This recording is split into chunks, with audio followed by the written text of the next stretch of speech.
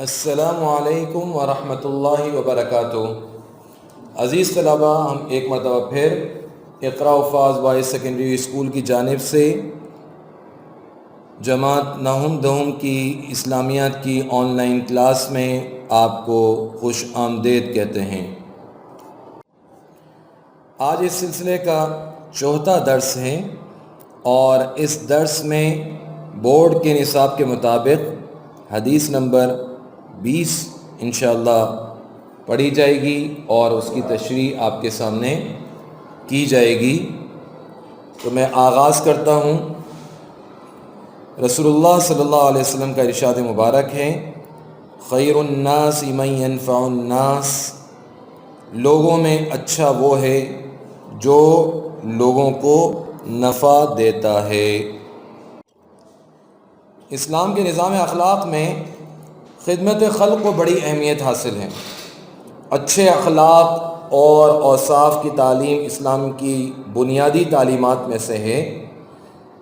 جن کو پورا کرنے کے لیے نبی کریم صلی اللہ علیہ وسلم کو اس دنیا میں بہترین نمونہ بنا کر بھیجا گیا۔ اور اس پر ہم پہلے بھی بات کر چکے ہیں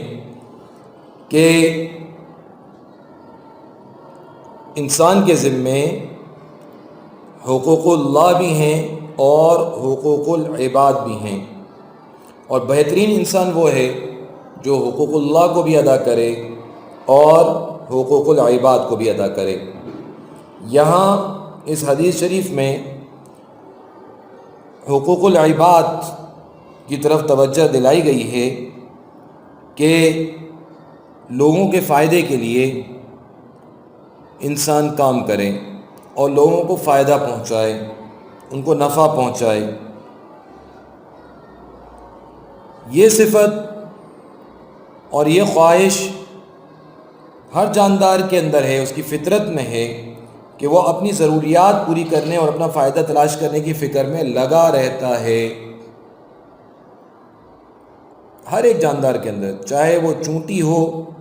چاہے وہ مکھی ہو، چاہے وہ ہاتھی ہو، چاہے وہ گھوڑا ہو، چاہے وہ اونٹ ہو، چاہے وہ شیر اور چیتے ہوں، ہر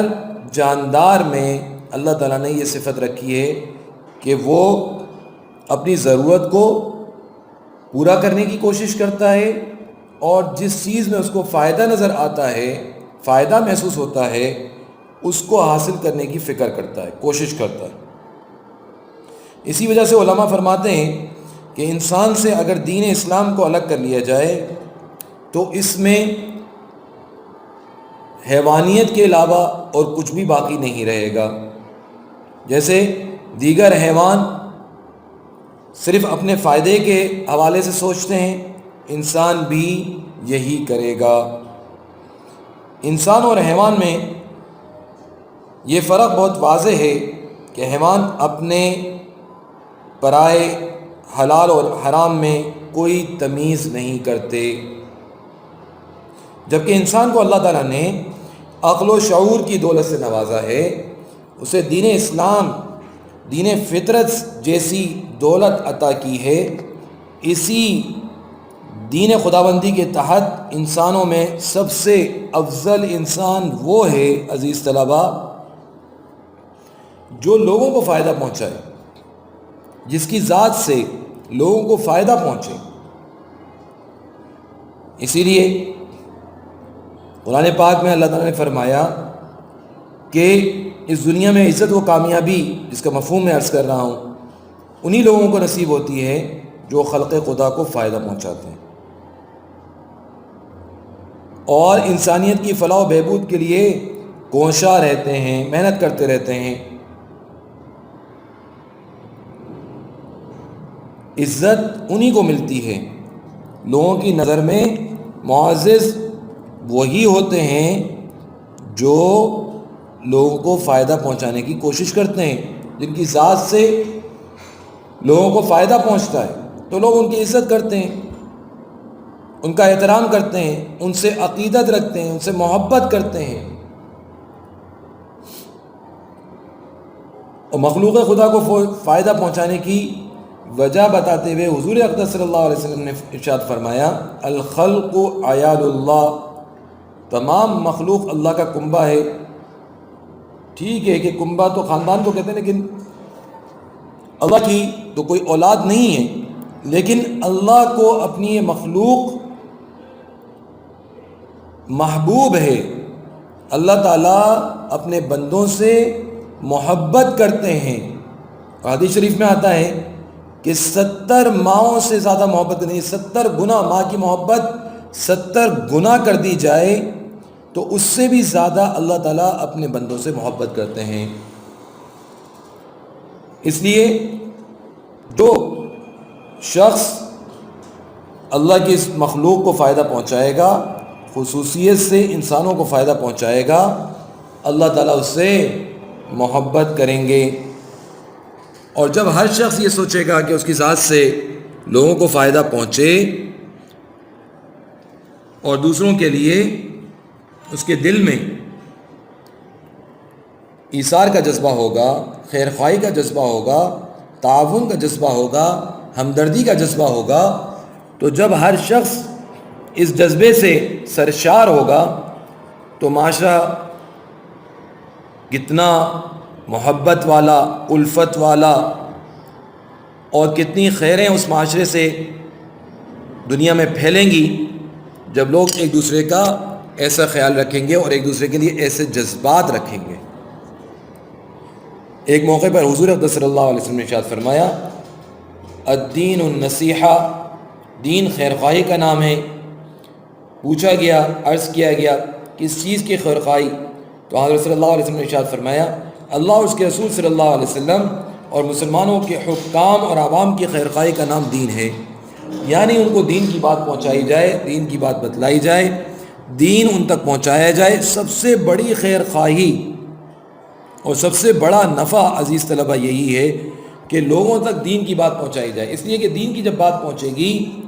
اور دین لوگوں کی زندگیوں میں آئے گا تو دنیا بھی سمجھ جائے گی، دنیا بھی بن جائے گی، اور ہمیشہ ہمیشہ کی جو آخرت کی زندگی ہے وہ بھی سمجھ جائے گی، بن جائے گی۔ تو یہ سب سے بڑا فائدہ لوگوں کو جو کسی کی ذات سے پہنچ سکتا ہے وہ یہ ہے کہ دین کی بات، دین کے احکامات، دین کی دعوت لوگوں تک پہنچائی جائے۔ ٹھیک ہے کہ اور بھی بہت سارے فوائد ہیں، آدمی کسی کو کھانا کھلا سکتا ہے، کسی کو کپڑے پہنا سکتا ہے، کسی کے علاج معالجے کا خرچہ اٹھا سکتا ہے، اس میں تعاون کر سکتا ہے، کسی طالب علم کے تعلیمی اخراجات اٹھا سکتا ہے، اس میں تعاون کر سکتا ہے۔ یہ بہت بڑا ثواب کا کام ہے، اور یہ بھی نفع ہے، لوگوں کو یہ بھی فائدہ ہے، لوگوں کے لیے گھر بنا سکتا ہے، ہسپتال تعمیر کر سکتا ہے، اور دیگر خیر کے بہت سارے کام ہیں۔ لیکن یہ سارے کے سارے خیر کے کام یہ اس وقت زندہ ہوں گے جب لوگوں کی زندگیوں میں دین آ جائے گا، تو لوگ خود ان کاموں کو خیر کا کام سمجھتے ہوئے اختیار کریں گے، اور پھر یہ معاشرہ بہترین معاشرہ بن جائے گا جس میں رہنے والے لوگ ایک دوسرے سے محبت اور ہمدردی کے جذبات سے سرشار ہوں گے۔ جس طرح نفع پہنچانا یہ ایک بہترین کام ہے، اسی طرح وہ شخص بھی ایمان والا ہے جس کی ذات سے دوسروں کو تکلیف نہ پہنچے۔ حضور اقدس صلی اللہ علیہ وسلم نے ارشاد فرمایا مسلمان وہ ہے جس کی زبان اور ہاتھ سے دوسرے مسلمان محفوظ رہے۔ المسلم من سلم المسلمون من لسانہ و یدی۔ جب تکلیف نہیں پہنچے گی تو یقیناً راحت ہی پہنچے گی۔ ہماری زبان سے کسی کو کوئی تکلیف نہ پہنچے، ہمارے کسی عمل سے، یعنی ہاتھ کا مطلب کیا ہے؟ عمل، کہ عمل سے بھی کسی کو کوئی تکلیف نہ پہنچے۔ تو جب ہم اپنی زبان کو دوسروں کی تکلیف پہنچانے سے روک دیں گے، اپنے اعمال ایسے کر لیں گے کہ جس سے لوگوں کو تکلیف نہ پہنچے، تو یقیناً آدمی زبان سے کچھ نہ کچھ تو بولے گا، اور اسی طرح وہ کچھ نہ کچھ کام تو کرے گا، تو پھر زبان سے خیر ہی نکلے گی اور زبان سے اچھی باتیں ہی نکلیں گی، اور اسی طرح اعمال جو سرزد ہوں گے وہ خیر کے ہی ہوں گے، وہ لوگوں کے فائدے کے ہی ہوں گے، تو پھر انسان خیر الناس بن جائے گا۔ تو مسلمانوں کو چاہیے کہ وہ لوگوں کو ان کی ذات سے، ہمیں یہ چاہیے کہ ہماری ذات سے لوگوں کو فائدہ پہنچے، اور ایسے کاموں میں حصہ لینا چاہیے جو دوسروں کے لیے مفید ہوں۔ مثلا راستوں میں سایہ دار درخت لگانا، پانی کا انتظام کرنا، اسپتال تعمیر کرنا، تعلیمی ادارے قائم کرنا، فلاحی ادارے قائم کرنا، مساجد کی تعمیر، مساجد کا انتظام، مدارس کی تعمیرات، اور مدارس میں پڑھنے والے طلباء، ان کے اخراجات، غرض جو بھی خیر کا کام ہے اس میں آگے بڑھ کر، بلکہ اس میں بڑھ چڑھ کر حصہ لینا چاہیے۔ اگر انسان اسلام کی ان ہدایت پر عمل کرے تو دوسروں کے لیے کام آنے کا سبب بنے گا، تو اس کی دنیا میں بھی عزت ہوگی، اس کو احترام کی نگاہ سے دیکھا جائے گا، اس سے محبت کی جائے گی، اس کو عزت دی جائے گی، اور یہ سارے کام خلوص نیت کے ساتھ کرے، اخلاص کے ساتھ کرے، اللہ کے لیے کرے، تو اللہ کو بھی ایسا بندہ محبوب ہوتا ہے۔ کسی شاعر نے کیا خوب کہا ہے، یہی ہے عبادت، یہی ہے دین و ایمان، یہی ہے عبادت، یہی ہے دین و ایمان، کہ کام آئے دنیا میں انسان کے انسان۔ تو ہمیں چاہیے کہ ہم اسلام کی ان ہدایات پر، قرآن اور حدیث کی ان ہدایات پر، رسول اللہ صلی اللہ علیہ وسلم کی ان تعلیمات پر عمل کریں، اور خیر الناس من ينفع الناس بن جائیں۔ اللہ تعالیٰ مجھے اور آپ کو عمل کرنے کی توفیق عطا فرمائے۔